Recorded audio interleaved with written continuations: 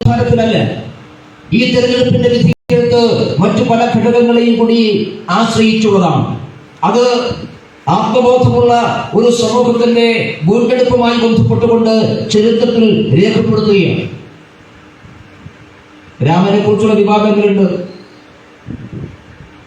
ഈ കഴിഞ്ഞ ദിവസങ്ങളൊക്കെ ഉയർന്നു വന്നിട്ടുള്ള കാര്യം, അയോധ്യയില് പ്രതിഷ്ഠ നടത്തിയത് ആ രാമൻ ബിജെപിയുടെ രാമനാണ്, സംഘപരിവാറിന്റെ രാമനാണ്, അത് ഗാന്ധിജിയുടെ രാമനല്ല എന്നൊക്കെ പറയുന്ന ധാരാളം വാദങ്ങൾ ഉയർന്നു വന്നിട്ടുണ്ട്.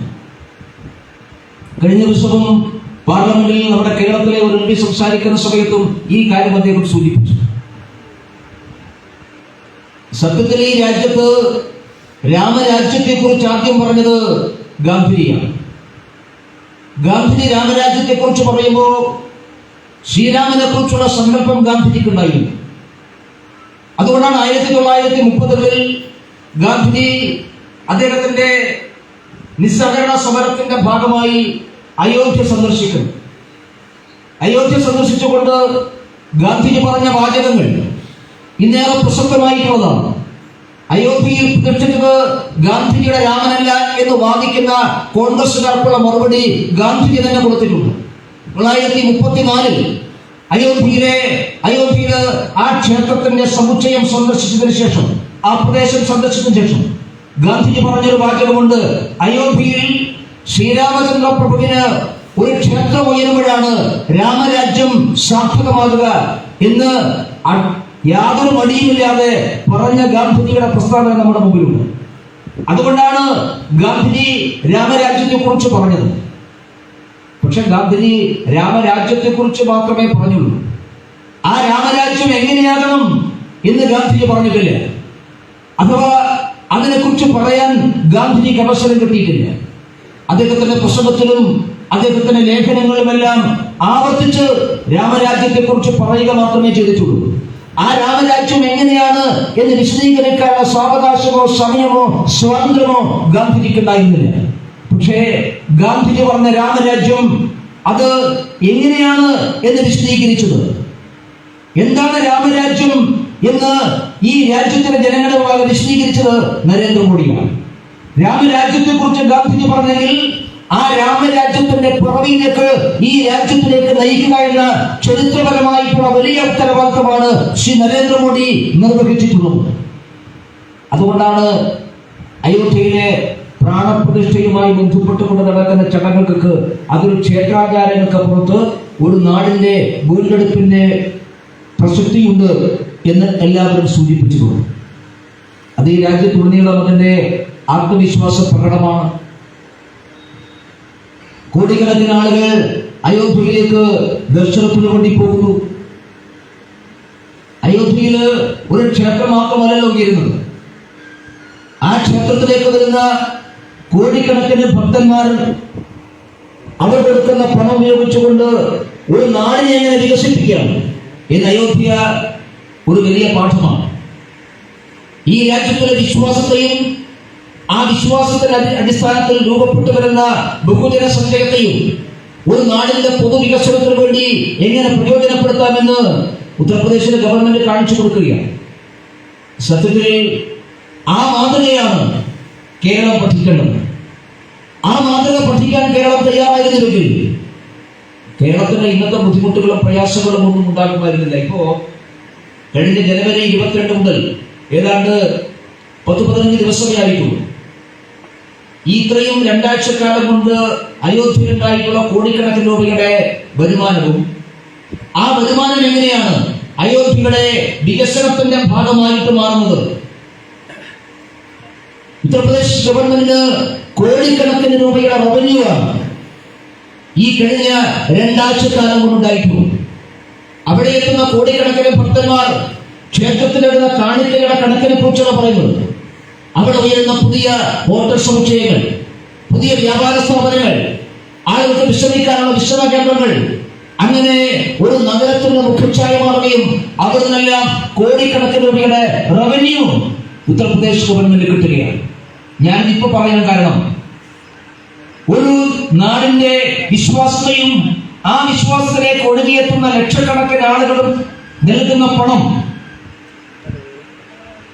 എങ്ങനെയാണ് യോഗി ആദിത്യനാഥിന്റെ ഗവൺമെന്റ് ഒരു പൊതുജനങ്ങളുടെ വികസനത്തിന് വേണ്ടി, നാടിന്റെ വികസനത്തിന് വേണ്ടി ഉപയോഗിക്കുന്നത് എന്നുള്ളത് പഠിക്കേണ്ട പാഠമാണ്. സത്യത്തിൽ കേരളത്തിൽ നിന്ന് ഈ ഗവൺമെന്റ് ഒരു സംഘത്തെ അയോധ്യയിലേക്ക് അയക്കുകയാണ് വേണ്ടത്. കാരണം അതിനേക്കാൾ വലിയ സാധ്യത നമുക്ക് ഇവിടെ ഉണ്ട്. അതിനേക്കാൾ കോടിക്കണക്കിന് ആളുകൾ ഒരു സീസണിൽ ശബരിമലയിൽ വന്നു പോകുന്നത് 6 കോടി അയ്യപ്പ ഭക്തരാണ്. 6 കോടി ആളുകൾ അറ്റ് എ ടൈം ഒരു പ്രത്യേക കാലയളവിൽ കേരളത്തിൽ വരികയാണ്.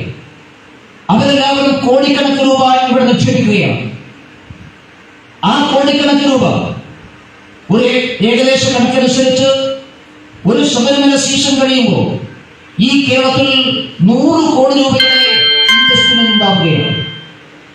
ഒരു ഗവൺമെന്റ് വിചാരിച്ചാൽ അത് പ്രത്യുത്പാദനപരമായിട്ട് മാറ്റാൻ സാധിക്കും. ഗവൺമെന്റ് ഭാവനയുണ്ടെങ്കിൽ, ഗവൺമെന്റിന് അതിനുള്ള കാഴ്ചപ്പാടുണ്ടെങ്കിൽ, ഉത്തർപ്രദേശിലെ യോഗി ആദിത്യനാഥ് ഗവൺമെന്റ് സ്വീകരിച്ചതുപോലെ ഒരു സമീപനം കേരള ഗവൺമെന്റ് സ്വീകരിച്ചതെങ്കിൽ ആ 100 കോടി കേരളത്തിന്റെ റവന്യൂ ആയി കൺവെർട്ട് ചെയ്യപ്പെടുമായിരുന്നു. പക്ഷെ അങ്ങനെ ഒരു കാഴ്ചപ്പാടൊന്നും കേരള സർക്കാരിനില്ല. ഞാൻ സൂചിപ്പിച്ചത്, നാം പുതിയ കേരളത്തെ കുറിച്ച് പറയുമ്പോൾ ഇതാണ് കേരളത്തിന്റെ വികസന കാഴ്ചപ്പാടായി നാം മുമ്പോട്ട് വെക്കുന്നത്. കേരളത്തിന്റെ വികസനം ഏതെങ്കിലും ഒരു പ്രത്യേക മേഖലയിലുള്ള വികസനമല്ല. അത് നമ്മുടെ സാമൂഹിക ജീവിതത്തിന്റെ എല്ലാ തുറകളിലും ഉണ്ടാകേണ്ടതാണ്. അതിനു പകരം കേരളത്തെ തകർത്തെറിഞ്ഞിട്ടുള്ള ഒരു ഗവൺമെന്റാണ് കേരളം ഭരിക്കുന്നത് എന്നുള്ളതാണ് ഏറ്റവും പ്രധാനപ്പെട്ട പ്രശ്നം. ഇപ്പോൾ നേരത്തെ ഇവിടെ സൂചിപ്പിച്ചല്ലോ, ഇന്നിപ്പോൾ ഡൽഹിയിൽ മന്ത്രിമാരുടെയും മുഖ്യമന്ത്രിമാരുടെയും സമരം നടക്കുകയാണ്. സമരത്തിന് ആധാരമായി ഏതെങ്കിലും തരത്തിലുള്ള വിഷയം ഉയർത്തിപ്പിടിക്കാൻ അവർക്ക് സാധിക്കുന്നില്ല. ആകെ പറയുന്ന ഒരു കാര്യം കേരളത്തെ അവഗണിക്കുന്നു എന്നുള്ളതാണ്. എങ്ങനെയാണ് അവഗണിക്കുന്നത് എന്ന് ചോദ്യം തിരിച്ചു ചോദിക്കുമ്പോൾ ആ ചോദ്യത്തിനൊന്നും കൃത്യമായിട്ടുള്ള ഉത്തരം പറയാൻ സംസ്ഥാന സർക്കാർ സാധിക്കുന്നില്ല. കേരളത്തിൽ അർഹതപ്പെട്ട പണം ലഭിക്കുന്നില്ല. ഏത് പണമാണ് ലഭിക്കാത്തത് എന്ന് തിരിച്ചു ചോദിക്കുമ്പോൾ നമ്മുടെ നാട്ടിലെ മന്ത്രിമാർക്കോ ധനകാര്യമന്ത്രിക്കോ ഒന്നും ഉത്തരവില്ല. ഇപ്രാവശ്യം ബഡ്ജറ്റ് അവതരിപ്പിക്കുന്ന നാം കേട്ടു. ആ ബഡ്ജറ്റിൽ കേന്ദ്രാവിഷ്കൃത പദ്ധതികളല്ലാതെ മറ്റെന്തെങ്കിലും ഈ സർക്കാർ പറഞ്ഞിട്ടുണ്ടോ? സംസ്ഥാന ഗവൺമെന്റ് അവതരിപ്പിച്ച ബഡ്ജറ്റിന്റെ ഹൈലൈറ്റ് എന്ന് പറയുന്നത് വിഴിഞ്ഞം തുറമുഖമാണ്. ആ വിഴിഞ്ഞം തുറമുഖത്തിന്റെ പിതൃത്വം എങ്ങനെയാണ് LDF ഗവൺമെന്റ് അവകാശപ്പെടാൻ സാധിക്കുക? വിഴിഞ്ഞം തുറമുഖം പ്രാവർത്തികമായത് നരേന്ദ്രമോദി ഗവൺമെന്റ് രാജ്യാധികാരത്തിൽ വന്നുകൊണ്ടാണ്. 40 കൊല്ലക്കാലത്തെ കാത്തിരിപ്പാണ്. ആ കാത്തിരിപ്പിൽ ഈ രാജ്യം ഭരിച്ച UPA ഗവൺമെന്റ് കാലഘട്ടത്തിൽ ആ പദ്ധതി എന്നേക്കുമായി ഇല്ലാതായി പോയതാണ്. ഒരു ഘട്ടത്തിൽ വിഴിഞ്ഞത്ത് നിന്ന് ആ പദ്ധതി തമിഴ്നാട്ടിലേക്ക് പോകുന്നു എന്ന വാർത്തകൾ വന്നിട്ടുള്ളതാണ്. ആ വാർത്തകൾക്ക് സ്ഥിരീകരണം ഉണ്ടായിട്ടുള്ളതാണ്. DMKയുടെ നേതാവ് അന്നത്തെ UPA ഗവൺമെന്റിലെ മന്ത്രിയായിരുന്ന ബാലുവിന്റെ നേതൃത്വത്തിൽ വിഴിഞ്ഞം തുറമുഖത്തിന് പകരം തമിഴ്നാട്ടിൽ ഒരു പുതിയ തുറമുഖത്തെ കുറിച്ചുള്ള ചർച്ചകൾ ആരംഭിച്ചതാണ്. ആ വിഴിഞ്ഞം തുറമുഖം വീണ്ടും കേരളത്തിലേക്ക് വന്നിട്ടുള്ളത് നരേന്ദ്രമോദി പ്രധാനമന്ത്രി ആയതിനു ശേഷമാണ്, 2014 ശേഷമാണ്. അതാണ് ഈ ബഡ്ജറ്റിൽ കാര്യം. അതിന് പ്രത്യേകിച്ച് ഈ സർക്കാരിന് അവകാശപ്പെടാനില്ല. സംസ്ഥാന ഗവൺമെന്റ് കഴിഞ്ഞ 3-4 ബഡ്ജറ്റുകളിലായി പറഞ്ഞിട്ടുള്ള ഏതെങ്കിലും ഒരു കാര്യം ഞങ്ങൾ പ്രാവർത്തികമാക്കി എന്ന് ഈ പ്രാവശ്യത്തെ ബഡ്ജറ്റിൽ പറയാൻ അവർക്ക് സാധിച്ചിട്ടില്ല. അതുകൊണ്ടാണ് ഞാൻ സൂചിപ്പിച്ചത്, കേരളത്തെ സംബന്ധിച്ചിടത്തോളം ഈ ഗവൺമെന്റിന് എന്തെങ്കിലും പ്രത്യേകിച്ചൊന്നും ജനങ്ങളുടെ മുമ്പാകെ വെക്കാനില്ല. കേന്ദ്ര സർക്കാരിനായിട്ട് പറയുന്ന കാര്യങ്ങൾ പോലും കൃത്യമായിട്ടുള്ള ഉത്തരവില്ല. ഇപ്പോ സാമ്പത്തിക പ്രതിസന്ധി പറയുമ്പോൾ കേരളത്തിലെ CPMകാര് നമ്മുടെ നാട്ടിലൊക്കെ വ്യാപകമായിട്ട് പ്രചരിപ്പിക്കുന്നത് കേന്ദ്രം കേരളത്തിലെ അർഹതപ്പെട്ടൊന്നും തരുന്നില്ല. അർഹതപ്പെട്ട ഒരു നയാ പൈസയും കേരളത്തിന് കൊടുക്കാതെ പറ്റില്ല. സുപ്രീം കോടതിയിൽ ആ കാര്യം കേന്ദ്ര ഗവൺമെന്റ് കൃത്യമായി പറഞ്ഞിട്ടുള്ളതാണ്. കേന്ദ്ര ഗവൺമെന്റ് സുപ്രീം കോടതിയിൽ സമർപ്പിച്ചിട്ടുള്ള സത്യവാങ്മൂലത്തിൽ ഇതെല്ലാം അക്കമിട്ട് നിരത്തിയിട്ടുണ്ട്. ഏതെങ്കിലും മേഖലയിൽ പണം കൊടുക്കാതിരുന്നിട്ടുണ്ടെങ്കിൽ അത് സംസ്ഥാന സർക്കാർ കണക്കുകൾ കൊടുക്കാത്തത് കൊണ്ടാണ്. അതും പറഞ്ഞിട്ടുണ്ട്. ഏതൊക്കെ കാര്യങ്ങൾക്കാണ് കണക്ക് കൊടുക്കാറ്. ഇവർ പണം കിട്ടിയിട്ടില്ല എന്ന് പറയുന്നത് 2 കുടിശ്ശിക ബാക്കിയുണ്ട് എന്ന് പറഞ്ഞ് തൊഴിലുറപ്പ് പദ്ധതിയുമായി ബന്ധപ്പെട്ടുകൊണ്ടാണ്. അതിന്റെ ഉത്തരം കൃത്യമായി പാർലമെന്റിൽ തന്നെ ഗവൺമെന്റ് പറഞ്ഞു. ആ പാർലമെന്റ് പറഞ്ഞ കാര്യം സത്യവാങ്മൂലമായി സുപ്രീം കോടതിയിലും കൊടുത്തിട്ടുണ്ട്. പിന്നെ രണ്ടാമത് പറയുന്നത് UGC ധനസഹായം കിട്ടിയിട്ടില്ല എന്നുള്ളതാണ്. UGC ധനസഹായം കിട്ടാത്തതിന്റെ കാരണം മാർച്ച് മാസം കഴിഞ്ഞ 2023 മാർച്ച് മാസം 31 മുമ്പേ അതിൽ അപേക്ഷ കൊടുക്കേണ്ടതായിരുന്നു. അപേക്ഷ കൊടുക്കാൻ ഇവർക്ക് നേരമുണ്ടായിരുന്നില്ല. അതുകൊണ്ട് അപേക്ഷ കൊടുത്തില്ല. അപേക്ഷ കൊടുക്കാതെ എങ്ങനെ ധനസഹായം കിട്ടുമെന്ന ചോദ്യത്തിന് ഈ ഗവൺമെന്റിന് മറുപടിയില്ല. മൂന്നാമത് പ്രചരിപ്പിക്കുന്നത് കേരളത്തിന്റെ കടമെടുക്കാനുള്ള പരിധി ഈ ഗവൺമെന്റ് കുറച്ചു എന്നാണ്. ഈ ഗവൺമെന്റ് ഒന്നും കുറച്ചിട്ടില്ല. ഈ ഗവൺമെന്റ് കൂട്ടിയിട്ടേ ഉള്ളൂ. കഴിഞ്ഞ കോവിഡ് കാലഘട്ടത്തിൽ കേരളത്തിന്റെ കടമെടുപ്പ് പരിധി കൂട്ടണമെന്ന് മുഖ്യമന്ത്രിയുടെ നേതൃത്വത്തിൽ ഈ മന്ത്രിമാരെല്ലാവരും കൂടി ബഹുമാനപ്പെട്ട പ്രധാനമന്ത്രിയെ കണ്ട് നിവേദനം കൊടുത്തപ്പോൾ ആ കാലഘട്ടത്തിൽ കേരളത്തിന് കടമെടുക്കാനുള്ള പരിധി കൂട്ടിക്കൊടുത്തിട്ടുണ്ട്. അത് താൽക്കാലികമായിട്ടാണ്. അതെല്ലാ കാലത്തും കൂട്ടിക്കൊടുക്കാൻ പറ്റില്ല. ഒരു ഗവൺമെന്റിന് അങ്ങനെ കടമെടുക്കാനുള്ള പരിധി കൂട്ടിക്കൊടുക്കാൻ സാധിക്കില്ല. രാജ്യത്ത് നിലവിലുള്ള നിയമം അനുസരിച്ച് മാത്രമേ ചെയ്യുള്ളൂ. അത് ധനകാര്യ കമ്മീഷനാണ് ആ കാലത്ത് തീരുമാനമെടുക്കേണ്ടത്. ധനകാര്യ കമ്മീഷൻ തീരുമാനമെടുക്കുന്നത് റിസർവ് ബാങ്കിന്റെ ശുപാർശയുടെ അടിസ്ഥാനത്തിലാണ്. അതിൽ ഒരു ഗവൺമെന്റ് എന്താ ചെയ്യാൻ സാധിക്കുക? GST നഷ്ടപരിഹാരം, ആ നഷ്ടപരിഹാരത്തെ സംബന്ധിച്ച് CPM-കാരെ പ്രചരിപ്പിക്കുന്നത് വസ്തുതയുമായിട്ട് എന്ത് ബന്ധമുള്ളത്?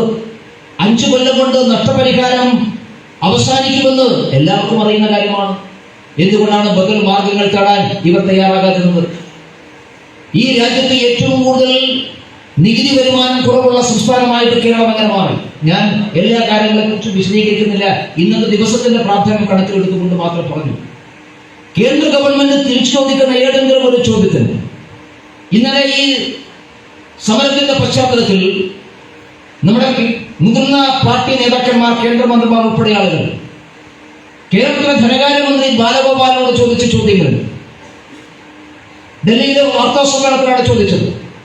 ഈ നിമിഷം വരെ ആ ഒരു ചോദ്യത്തിനും ബാലഗോപാൽ മറുപടി പറഞ്ഞിട്ടില്ല. ഡൽഹിയിൽ പോയി സമരം ചെയ്യുമ്പോൾ ആ ചോദ്യങ്ങൾക്കല്ലേ മറുപടി പറയേണ്ടത്? അതിന്റെ അർത്ഥം കേരളത്തെ സംബന്ധിച്ചിടത്തോളം കേരളത്തിന്റെ ധനകാര്യ മാനേജ്മെന്റിന്റെ പ്രശ്നമാണ്. ആ പ്രശ്നത്തിന് കേന്ദ്ര ഗവൺമെന്റ് കുറ്റപ്പെടുത്തേണ്ട കാര്യം. അവിടെയാണ് കേരളത്തിലെ ജനങ്ങളോട് നാം ഈ പുതിയ കേരളത്തിൽ ഒരു പുതിയ രാഷ്ട്രീയ നിലപാടും കാഴ്ചപ്പാടും ഉണ്ടാകണം, വികസന മാതൃക ഉണ്ടാകണം, സ്വയം പര്യാപ്തതയുള്ള ഒരു കേരളം ഉണ്ടാകണം എന്ന ആശയം നാം മുമ്പോട്ട് പോകണം. ഈ ആശയത്തിന്റെ അടിസ്ഥാനത്തിലാണ് 2024 പാർലമെന്റ് തെരഞ്ഞെടുപ്പിനെ നാം നേരിടാൻ വേണ്ടി പോകുന്നത്. 2024 പാർലമെന്റ് തെരഞ്ഞെടുപ്പ് രാജ്യത്തുടനീളം ഭാരതീയ ജനതാ പാർട്ടിക്കും ദേശീയ ജനാധിപത്യ സഖ്യത്തിനും അനുകൂലമായിട്ടുള്ള വലിയ ജനവിധിയെടുത്ത് ഉണ്ടാകാൻ വേണ്ടി പോകുന്ന തെരഞ്ഞെടുപ്പാണ്. ജനം നരേന്ദ്രമോദിയെ വീണ്ടും തിരിച്ചു കൊണ്ടുവരാൻ വേണ്ടി ഒരു പ്രാവശ്യം കൂടി അദ്ദേഹത്തെ അധികാരത്തിലേറ്റാൻ വേണ്ടിയിട്ടുള്ള നിലപാട് സ്വീകരിക്കുന്നു. അത് ഈ സർക്കാരിന്റെ ഓരോ പ്രവർത്തനത്തിലും ആത്മവിശ്വാസം പ്രകടമാകുന്നു. അത്തരമൊരു സാഹചര്യം ഉണ്ടാകുമ്പോൾ കേരളത്തിന് ആ തീരുമാനത്തിന് മാറി നിൽക്കാൻ വേണ്ടി സാധിക്കില്ല. രാജ്യത്തോടൊപ്പമാണ് കേരളം യാത്ര ചെയ്യേണ്ടത്. രാജ്യത്തിന്റെ ഭാഗമായിട്ടാണ് കേരളം നിലനിൽക്കുന്നത്. കേരളം മാറ്റി നിർത്തേണ്ട ഒരു പ്രദേശമല്ല. നിർഭാഗ്യവശാൽ ദേശീയ രാഷ്ട്രീയത്തെ മുഖം തിരിഞ്ഞു നിൽക്കാനുള്ള സമീപനം എല്ലാ കാലഘട്ടത്തിലും കേരളത്തിൽ ഉണ്ടാവുകയാണ്. കേരളം കേരളമായിട്ട് രൂപപ്പെട്ടു വന്നതിനെയെല്ലാം തള്ളിപ്പറയുകയാണ്. ഇപ്പൊ നമ്മള് സാഹിത്യ അക്കാദമി ഹാളിൽ നിന്നാണ് സംസാരിക്കുന്നത്. സാഹിത്യ അക്കാദമി ഹാളിൽ നിന്ന് സംസാരിക്കുമ്പോൾ കേരളത്തിലെ സാഹിത്യ അക്കാദമി ഈയിടെ ഉണ്ടായിട്ടുള്ള വലിയൊരു വിഭാഗം നമ്മുടെ എല്ലാവരുടെയും മുമ്പിലുണ്ട്. കേരളത്തെക്കുറിച്ച് വർണ്ണിച്ചെഴുതിയിട്ടുള്ള എത്രയോ നല്ല മലയാള ഗാനങ്ങളുണ്ട്. അതിപ്പോ ശ്രീകുമാരൻ തമ്മിയോട് നിങ്ങൾക്ക് എന്തെങ്കിലും വിരോധമുണ്ടെങ്കിൽ എത്രയോ വേറെ ഗാനങ്ങളുണ്ടല്ലോ. കേരളത്തെക്കുറിച്ച് മനോഹരമായിട്ട് ഗാനം എഴുതി എത്ര കമ്മ്യൂണിസ്റ്റുകാരുണ്ട്. ആ ഗാനങ്ങളൊന്നും പോരാനിട്ടാണ് ഒരു പുതിയ ഗാനം വേണം എന്ന് പറഞ്ഞ് ശ്രീകുമാരൻ തമ്പിയെ സമീപിച്ചു. ആ ഗാനം നമ്മളെല്ലാവരും വായിച്ചു കേട്ടു. അദ്ദേഹം മുമ്പ് എഴുതിയ ഗാനത്തെക്കാൾ മനോഹരമാണ്. എന്തുകൊണ്ട് ആ ഗാനം വേണ്ടാൻ തീരുമാനമെടുത്തു? എങ്ങനെയാണ് കേരളത്തിലെ സാമൂഹിക സാംസ്കാരിക സ്ഥാപനങ്ങൾ അർബൻ നക്സലൈറ്റുകളുടെ കേന്ദ്രമായിട്ട് മാറുന്നത്. മലയാളത്തെക്കുറിച്ചും മലയാളത്തിന്റെ വർണ്ണാഭമായിട്ടുള്ള ഇന്നലകളെ കുറിച്ചുമൊക്കെ ഗൃഹാതൃത്വത്തോടുകൂടി ഓർമ്മിക്കുകയല്ലേ ഒരു ഗാനം ഉണ്ടാക്കിയേണ്ടത്. മലയാളത്തിന്റെ കാൽപ്പനികതയെ കുറിച്ച് വർണ്ണിക്കുമ്പോൾ, മലയാളത്തിന്റെ ഇന്നലകളെ കുറിച്ച് വർണ്ണിക്കുമ്പോൾ, ഈ നാടിന്റെ പ്രകൃതിയെക്കുറിച്ചും പൃഥ്വിയെക്കുറിച്ചും മനുഷ്യരെക്കുറിച്ചും ഒക്കെ വർണ്ണിക്കുമ്പോഴല്ലേ ഒരു നാടിന്റെ ഓർമ്മകൾ ഉണർത്തുപാട്ടാവുക. അതെങ്ങനെയാണ് കൃഷിയാവുക? ഒരു നാടിന്റെ പൈതൃകം കൃഷിയാണ്. ഒരു നാടിന്റെ ജനതയുടെ ജീവിതത്തെ സാക്ഷാത്കരിക്കുന്നത് കൃഷിയാണ്. ഈ നാടിന്റെ വർണ്ണാഭമായിട്ടുള്ള ഇന്നലകളെ കുറിച്ച് ആരെങ്കിലും പ്രവർത്തിച്ചാൽ അത് കൃഷിയാണ്. അത് കൃഷിയാണ് എന്ന് വാദിക്കുന്നത് അർബൻ. ഈ രാജ്യത്തിന്റെ സാമൂഹിക ജീവിതത്തിന്റെ പിന്നാമ്പുറങ്ങളല്ല, ഇന്നലകളിൽ നാം കടന്നുപോയിട്ടുള്ള എല്ലാ വഴികളും വെറും ക്ലീശേ മാത്രമാണ് എന്ന് സമർപ്പിച്ചുകൊണ്ട് ആധുനികതയുടെ പുറമോടിയിലാണ് ഈ രാജ്യം അഭിനയിക്കേണ്ടത് എന്ന് വാദിക്കുന്നവരെയാണ് അർബൻ നക്സലൈറ്റുകളായി നാം എക്കാലത്ത് വിശദീകരിക്കുന്നത്. പതിറ്റാണ്ടുകളുടെ പാരമ്പര്യമുള്ള കേരള സാഹിത്യ അക്കാദമി എങ്ങനെയാണ് ഈ അർബൻ നക്സലൈറ്റുകളെ കേന്ദ്രമായിട്ട് മാറുന്നത്? അത് മാറിയിട്ടുണ്ട് എന്നുള്ളതാണല്ലോ സത്യം. അച്യുതാനന്ദനെ കുറിച്ച് നമുക്ക് പ്രത്യേകിച്ച് അഭിപ്രായമൊന്നുമില്ല. പക്ഷെ CP അബൂബക്കർ കേരളത്തിൽ അറിയപ്പെടുന്ന ഒരു ഗദ്യകാരനാണ്. അദ്ദേഹം പഴയ SOPയുടെ സെക്രട്ടറി ഒക്കെയാണ്. പക്ഷെ പൊതുവെ കേരളത്തിൽ അറിയപ്പെടുന്ന ഒരു ഗദ്യകാരനാണ് എന്ന വാക്ക് ഈ വാദത്തിന് ചുവട് പിടിച്ചു